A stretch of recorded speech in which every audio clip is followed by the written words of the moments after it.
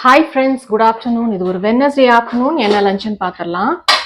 இங்கே வந்து கொத்தவரங்காய் இருக்குல்ல, சீனி அவரக்காய் சொல்லுவாங்கல்ல, அது வந்து பாசிப்பருப்பும் தேங்காயும் போட்டு சும்மா இங்கே ஒரு கூட்டு மாதிரி வச்சுருக்கேன் நான்.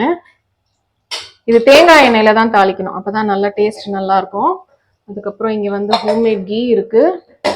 அப்புறம் இன்னைக்கு குழம்பு பார்த்தீங்கன்னா பச்சை சுண்டக்காய் இருக்குல்ல, அது வந்து போட்டு தேங்காய் அரைச்சி விட்டு புளிக்குழம்பு. இது வந்து சாம்பார். யூஸ்வலி சுண்டக்காயில் வந்து நான் சாம்பார் பண்ணுவேன். சரி, இந்த தடவை புளிக்குழம்பு வந்து செய்து ரொம்ப நாள் ஆயிடுச்சு. சரி, அதனால செய்யலாம்னு செஞ்சு வச்சிருக்கேன். செகண்ட் சைட் டிஷ் பார்த்தீங்கன்னா இங்கே வந்து வாழைப்பூவும் முருங்கைக்கீரை இது ரெண்டும் போட்டு இங்கே கடலைப்பருப்பு வடை அது வந்து சுட்டுட்டு இருக்கேன். இங்கே ஒரு பேட்ச் ஏற்கனவே சுட்டாச்சு, இன்னொரு பேட்ச் வந்து வெந்துகிட்டு இருக்கு, இன்னும் கொஞ்சோண்டு இருக்குது. போட்டுட்டேன்னா வடை வேலை முடிஞ்சிரும். அதுக்கப்புறம் இங்கே வந்து புதுசாக உர ஊற்றின தயிர், அதுக்கப்புறம் கொஞ்சமாக மாங்காய் பச்சடி இருக்குது. இது ஒரு 2 days ஆயிடுச்சு செஞ்சு, அதனால் எடுத்து வச்சுருக்கேன். ஃப்ரிட்ஜில் ஸ்டோர் பண்ணி வச்சுருந்தேன், இப்போ எடுத்து வச்சுருக்கேன்.